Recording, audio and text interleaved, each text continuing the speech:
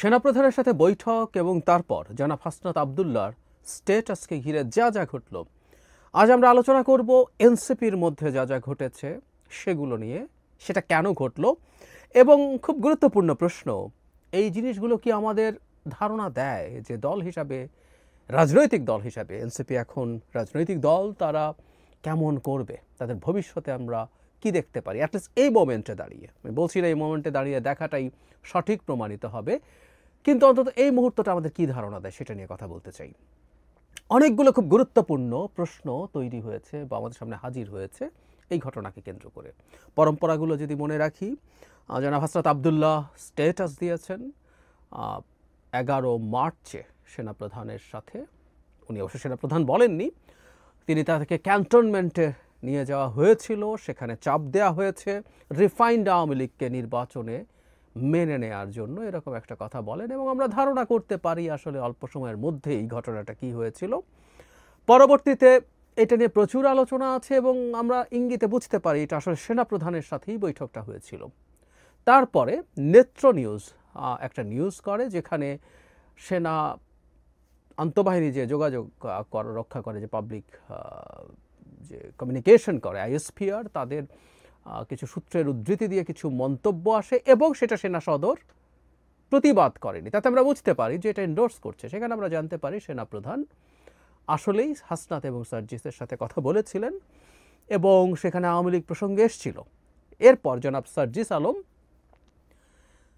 একটা স্ট্যাটাস দেন যাতে ফ্যাক্টসগুলো মোটামুটি একই থাকে, কিন্তু ট্রুথ, আমি আগেও বলেছি যে জনাব হাসনাত এটাকে যেভাবে ফ্রেম করার চেষ্টা করেছেন বা তার আন্ডারস্ট্যান্ডিং যেমন ছিল, জনাব সার্জিসের understanding was a bit different, যে এটা কোনো চাপটাপ ছিল না। তিনি বলছেন যে উনি অনেক বোল্ড ছিলেন, কিন্তু এটা আসলে তার অপিনিয়ন তিনি জানাচ্ছেন, এইভাবে বলা হচ্ছিল। এরপর ইনফ্যাক্ট এই দলটার মধ্যে যা যা ঘটলো এবং জনাব হাসনাত যা বলেছেন, যা করেছেন, সেটার সব কিছু নিয়েই আমরা একটু কথা বলতে চাই।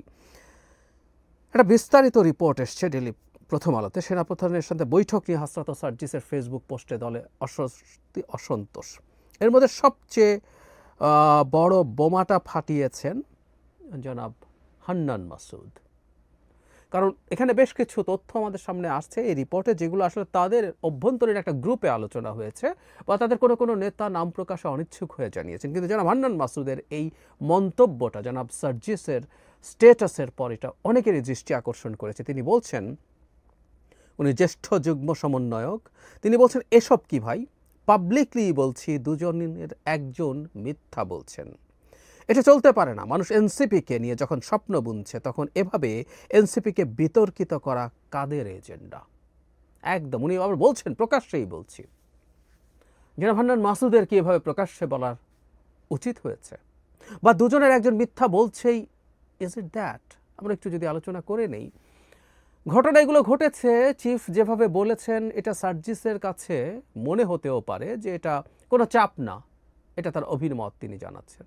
আবার একই বক্তব্য আমাদের পারস্পরিক আন্ডারস্ট্যান্ডিংয়ে কারো কারো কাছে মনে হতে পারে যে এটা চাপ এবং উনি আমাকে জোর করছেন। এটা পারসেপশন ভ্যারি করতে পারে, কারণ সার্জিসও কোনো ডিফারেন্ট কোনো ফ্যাক্ট সামনে আনেননি। হাসনাতের কোনো বক্তব্যকে উনি কিন্তু মিথ্যা বলেননি, ঘটনাগুলো সব একই ঘটেছে। সো দলের একজন গুরুত্বপূর্ণ সদস্য হিসেবে হান্নান মাসুদকে আমরা চিনি, এই মুভমেন্টে হান্নানের মানে গণঅভ্যুত্থানে তার রোলের কথা জানি, এই দলেও উনি খুবই গুরুত্বপূর্ণ হয়ে উঠেছেন। কিন্তু তার এই মন্তব্যটা এইভাবে প্রকাশ্যে করা অদ্ভুত, অবিশ্বাস্য মনে হতে পারে, বাট ইট হ্যাপেন্ড। আবারও বলছি, কেন হচ্ছে সেগুলো আমরা খুঁজে দেখার চেষ্টা করব। এর মধ্যে যেটা হয়েছে, হোয়াটসঅ্যাপ গ্রুপে অনেক আলোচনা হয়েছে, এর মধ্যে নামই আছে যে খালেদ সাইফুল্লাহ নামের একজন নেতা লিখেছেন, গুটি কয়েক ব্যক্তি তাদের ব্যক্তিগত চিন্তা প্রসূত কথাবার্তা কোনো ধরনের সাংগঠনিক সিদ্ধান্ত ছাড়াই বাইরে প্রকাশ করছেন, ব্যক্তিগত রাজনীতি হাসিলের জন্য যখন যা কিছু করে বেড়াচ্ছেন সেগুলো যে স্ববিরোধী হয়ে যাচ্ছে সেটা নিয়ে তাদের কোনো উদ্বেগ নেই। এখানে একটা কথা উনি গুরুত্বপূর্ণভাবে বলেছেন, ব্যক্তিগত রাজনীতি হাসিলের জন্য। ইম্পর্টেন্ট, এটা আমরা মনে রাখবো, আমি সেই জায়গায় আসব। যদি সেলিব্রিটি ফেস, কন্ট্রোভার্সি আর পপুলিজম দিয়ে রাজনীতি করতে চান তাহলে আমাদের পার্টি থেকে বাদ দিয়ে টিকটকারদের এনে বসিয়ে দেন, বুঝতে পারছি আমরা। আরেকজন বলছেন, একটি দলের সদস্য হয়ে ব্যক্তিগত জনপ্রিয়তা অর্জনের রাজনীতি করবেন না, দলের কথাও ভাবতে হবে। আরেকজন লিখেছেন, গত সাধারণ সভায় আলাপ উঠেছিল ডেকোরামের কেউ যাতে হুটহাট ফেসবুকে পোস্ট না দেয় এবং নিজেরা আরও বেশি অ্যালাইন হয়, কিন্তু কে শোনে কার কথা। এখানে আরেকজনের নাম সাইফুল্লাহ হায়দার, আমাদেরকে ডেকে আপনারা জানিয়ে দিন, আমরা অনেক পপুলিস্ট, এভাবেই রাজনীতি করব, ইচ্ছা হলে থাকেন, না হলে চলে যান। আরেকজন লেখেন, দল গোল্লায় যাক, ওনারা অলওয়েজ লাইমলাইটে থাকতে হবে। আমরা মন্তব্যের প্যাটার্নকে খেয়াল করছি, আমরা খুব বেশি এই আলোচনায় ঢুকছি না। এই প্রেক্ষাপটে জনাব হাসনাত আবদুল্লাহর স্ট্যাটাসকে শিষ্টাচার বহির্ভূত বলেছেন নাসির উদ্দিন পাটোয়ারি। এটা আসলে বলা হয়তো জরুরিও ছিল, কারণ সেনাপ্রধানের বিরুদ্ধে যেই ভাষায় স্ট্যাটাস দেওয়া হয়েছে সেটা নিশ্চিতভাবেই তাদের দল এবং দলের প্রতি একটা নেগেটিভ পারসেপশন বিভিন্ন দিকে তৈরি হয়েছে, বিশেষ করে সেনাবাহিনীর মধ্যেও অসন্তোষ তৈরির চেষ্টা থাকতে পারে। জনাব পাটোয়ারি এটাকে একটু কঠোর ভাষাতেই বলেছেন, মানে দলের মধ্যকার, মানে জনাব পাটোয়ারির মতো মানুষও আমি জানি না জানতেন কি না যে ধরনের একটা মিটিং হয়েছে, যিনি দলের খুবই গুরুত্বপূর্ণ একজন সদস্য। আমি পরপর দুদিন নাগরিক পার্টির এনসিপির দুজন গুরুত্বপূর্ণ নেতার সাথে টকশোতে ছিলাম, দুটো ভিন্ন চ্যানেলে, এবং প্রকাশ্যেই একটা টকশোতে প্রকাশ্যেই এনসিপির নেতা বলেছেন যে এটা কোনোভাবেই তাদের দলের সিদ্ধান্ত নয়। আমি অবশ্য এখনও এনসিপির অফিসিয়াল কোনো স্টেটমেন্ট অ্যাবাউট হাসনাত আবদুল্লাহর স্ট্যাটাস আমার সামনে অন্তত আসেনি। এটা দেরি হচ্ছে তাদের, এটা আসলে যদি না এসে থাকে এটা আরও আগেই ক্ল্যারিফাই করা দরকার ছিল, কারণ দল এটাকে কীভাবে দেখছে। তো তিনি অন রেকর্ড বলেছেন যে এটা আসলে দলের কেউ, দল এটাকে এন্ডোর্স করছে না এবং দলের পক্ষ থেকেও তারা সেখানে যাননি।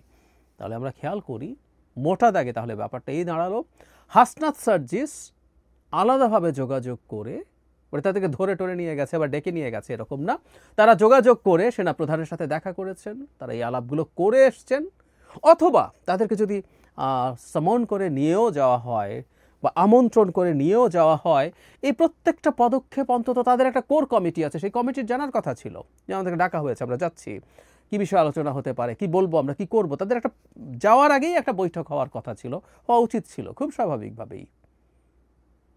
সেটা তারা করেননি, তারা গেলেন, তারা এসে এমনকি ফেসবুক স্ট্যাটাসে দেয়ার আগ পর্যন্ত সম্ভবত খুব গুরুত্বপূর্ণ অনেকেই জানতেন না তারা এই কাজটা করেছেন। মানে তো অবিশ্বাস্য ব্যাপার। দুজনের একজনও অন্তত কোর কমিটি, আমরা এখনও জানি না তাদের ডিসিশন মেকিং কীভাবে হয়, আমি ধরে নিচ্ছি তাদের একটা কোর কমিটি আছে যেটার কথা তারা বলেন সেটাই নেয়, ফিরে এসে অন্তত তাদেরকে তো ব্রিফ করার কথা ছিল, তারপর সেটা নিয়ে কী করবেন না করবেন। নট অনলি দ্যাট, এত বড় একটা ব্যাপার ফেসবুকে দেওয়ার জন্য জনাব হাসনাত আবদুল্লাহর কিন্তু দলের সাথে আলোচনা করা দরকার ছিল। উনি কি করেছিলেন? আচ্ছা, যদি করে থাকেন এবং দল যদি বলে স্ট্যাটাস দাও, কোর কমিটি বা টপ যে লিডারশিপ আছে তারা, তো ভয়ঙ্কর কথা। তাহলে এই দল কি মনে করে, একটা রাষ্ট্র, একটা স্টেট কীভাবে ফাংশন করে, রাজনীতি কীভাবে করতে হয়, কী বোঝে তাহলে? আর যদি দল না জেনে থাকে, সেই দলের দুজন মুখ্য সংগঠকের একজন এবং জরুরি কথা সবচেয়ে পরিচিত ফেসদের একজন এই কথা, এইরকম একটা ভয়ঙ্কর অভিযোগ নিজে নিজে দিয়ে দিলেন, নিজে নিজে এরকম করে ফেলা যায় এবং তার বিরুদ্ধে কোনো ব্যবস্থা, কোনো পদক্ষেপ নিচ্ছেন তারা। আবার জনাব সার্জিস আলম, আমি সার্জিসের এবারকার স্ট্যাটাসটাকে আমার কাছে টু সাম এক্সটেন্ট, এই ঘটনাটা ঘটে যাওয়ার পর এটা দলের প্রতি কিছুটা সহানুভূতি তৈরি বা অ্যাটলিস্ট ডিএসকালেট করা মিলিটারির সাথে টেনশনকে, সেই হিসাবে কাজ করবে। সুতরাং তিনি আলাপ করে দিয়েছেন কিনা জানি না, তিনি আলাপ না করেও যদি দিয়ে থাকেন, স্টিল এটা কিছুটা ডিএসকালেশন হয়েছে। যেমন জনাব নাসির উদ্দিন পাটোয়ারি যেভাবে এটাকে শিষ্টাচার বহির্ভূত বলেছেন, এটার মাধ্যমে এটাকে ডিজোন করার যে টেন্ডেন্সি সেটা, এবং জনাব হান্নান মাসুদের মতো একজন মানুষ প্রকাশ্যে দুজনের একজন মিথ্যা বলছেন, দুজনের একজন মিথ্যা না বলতেও পারেন, কারণ আসলে ওই যে বলেছে, আমি একটু আগেই ব্যাখ্যা করেছি, কিন্তু উনি প্রকাশ্যে এসে আবার এই কথাটা বললেন। তাহলে কি জনাব হান্নান মাসুদের এই দুইজনের প্রতি কোনো ক্ষোভ আছে যে উনি প্রকাশ্যে এই দুইজনকে মানুষের সামনে হিউমিলেট করতে চাইছেন? এই প্রশ্নগুলো যৌক্তিকভাবে আসবে, খুব স্বাভাবিকভাবেই আসবে। আর সোফার যা হয়েছে, আমি ধারণা করছি সার্কামস্টেন্সিয়াল এভিডেন্স দিয়ে যে এটা আসলে দলের সর্বোচ্চ পর্যায়ে বা জানতো না, তাদের যাওয়া, তাদের বৈঠক করে আসা, তাহলে তারা যে এটা করলেন তাতে গ্রুপে যে আলাপগুলো হচ্ছে প্রায় প্রত্যেকে একই কথা লিখছেন যে ব্যক্তিগত জনপ্রিয়তার জন্য তারা এই কাজগুলো করছেন, ব্যক্তিগত রাজনীতি এই শব্দটাও কেউ কেউ লিখেছেন। তার মানেটা হচ্ছে এই পারসেপশন কি আছে যে জনাব হাসনাত এবং জনাব সার্জিস তাদের ব্যক্তিগত রাজনীতি করছেন? যদিও কেউ কেউ বলছেন যে তাদের মধ্যে একসাথে মিটিংয়ে কথা হয়েছিল যে এই জিনিসগুলো আলোচনা ছাড়া এই ধরনের স্ট্যান্ড নেওয়া যাবে না, বা পলিটিক্যালি খুব সিগনিফিক্যান্ট কিছু স্ট্যান্ড নেওয়া যাবে না, কিন্তু তারা করেছেন। তাহলে কি তারা ব্যক্তিগত রাজনীতি করছেন? প্রশ্ন আসবে। আমি একটা জিনিস মনে করি এই দুজনের ক্ষেত্রে, এই দুজন খুবই সামনের ফেস ছিলেন, সামনের মুখ ছিলেন প্রথম দিকে কোটা আন্দোলনের। আমরা হাসনাত সার্জিসকেই বেশি দেখছিলাম। হোয়াট হ্যাপেন লেটার, তাদের সাথে সরকারের এক ধরনের আলোচনা শুরু হয়, আলোচনা করেন, এটা চাপের প্রেক্ষাপটেই হয়েছে। আমি বলছি না তারা খুবই খুশি মনে তাদের নিজের সিদ্ধান্তে গেছেন, এটা আমরা বুঝতে পারি, তাদেরকে চাপ দিয়েই নেওয়া হয়েছে। চাপ অনেকেই দেওয়া হয়েছে, কিন্তু চাপ সহ্য করার সক্ষমতা সবার একই থাকে না। হাসনাত সার্জিস একটা পর্যায়ে তৎকালীন সরকারের গুরুত্বপূর্ণ মন্ত্রীদের সাথে বৈঠকে এসে এই মুভমেন্টকে উইথড্র করছেন এই ধরনের ঘোষণা আমাদের সামনে দিয়েছিলেন, নিশ্চিতভাবেই চাপের ফলেই। কিন্তু যেটা হয় পরবর্তীতে এই নেতৃত্বটা, সামনের ফেসটা পাল্টে যেতে থাকে, এবং জনাব নাহিদ আমাদের সামনে প্রধান ফেস হয়ে ওঠেন। তারপরে 6 জনকে যখন ডিবি ধরে নিয়ে যায়, তখন আরও অনেকগুলো ফেস আমাদের সামনে এসে হাজির হয়, যারা এই মুভমেন্টটাকে টেনে নিয়ে যান। ফলে ওই সময় জনাব হাসনাত এবং জনাব সার্জিসের ওই জায়গা থেকে সরে আসা, তার ফলে কি সামহাউ তাদের এখন নিজস্ব যে ইমেজ আছে সেটাকে আরও বেশি বিল্ড করা, নতুন করে আরেকটু স্ট্রঙ্গার করা, সেই চেষ্টা তাদের দিক থেকে হয় বলেই কি তারা ব্যক্তিগতভাবে এই ধরনের সিদ্ধান্ত নেন? আমরা জনাব হাসনাত এবং জনাব সার্জিসকে অনেক সময় দেখেছি, অনেক জায়গায়, আমি এগুলোর ব্যক্তিগতভাবে ভিডিও করেছি, অনেক বক্তব্য দিচ্ছেন, অনেক জায়গায় চলে যাচ্ছেন যেখানে আসলে মানে একটা সময় ছিল যে কোনো জায়গায় যাওয়া, ঝামেলা মেটানোর চেষ্টা করা, এগুলো হয়তো দরকার ছিল। কিন্তু শেখ হাসিনার পতন এবং পালিয়ে যাওয়ার কয়েক মাস পরও তাদের এই ধরনের চর্চাগুলো ছিল। ফলে তাদের এই মনোযোগ ধরে রাখতে হবে, মনোযোগ আকর্ষণ করতে চান, এই ধরনের একটা মন্তব্য যে তাদের গ্রুপে এসছে, এটা হতেও পারে ওই কারণে, তাদের ওই যে ব্যাকগ্রাউন্ডটা আছে সেটার কারণে। Could be, I really don't know, হতে পারে। এখন আসলে মূল ব্যাপারটা কি, একটা রাজনৈতিক দল যখন রাজনৈতিক দল হয়ে উঠতে চায়, তাদের, আমি বহুবার বলেছি, তারা ছোট, তারা তরুণ, তাদের বয়স late 20s, mid 20s, early 30s, সুতরাং তাদেরকে ক্ষমা সুন্দর দৃষ্টিতে দেখতে হবে। কেউ কখনো ক্ষমা সুন্দর দৃষ্টিতে দেখবে না। একটা দলের খুব গুরুত্বপূর্ণ একজন সদস্য সেনাপ্রধানের সাথে বৈঠক করে তিনি একটা প্রাইভেট আলোচনাকে এভাবে প্রকাশ্য করে দিয়েছেন। এই যে ব্যাপারটা, এটার সৌজন্য, এটার নৈতিকতা, এবং জরুরি কথা যেটা সিকিউরিটির প্রশ্ন, আমরা একটা দেশ কেমন দেখছি, কিভাবে দেখছি, আমরা কোন সিচুয়েশনে আছি, এবং এই সেনাপ্রধানের বিরুদ্ধে খুব গুরুত্বপূর্ণ ইনফ্লুয়েন্সাররা, সোশ্যাল মিডিয়া ইনফ্লুয়েন্সাররা প্লট তৈরি করার চেষ্টা করছেন যে তাকে দায়িত্বচ্যুত করতে হবে, তাকে অপসারণ করতে হবে। সেই জায়গায় দাঁড়িয়ে এই ধরনের মন্তব্য, এই ধরনের ইঙ্গিত করা মানে কি, এগুলো তো তাদেরকে বুঝতে হবে। তারপর দলের মধ্যে আমরা যা দেখছি, আসলে একজন একজনের বিরুদ্ধে সামহাও লেগে আছেন, এবং এক একজন আসলে এক একভাবে নিজের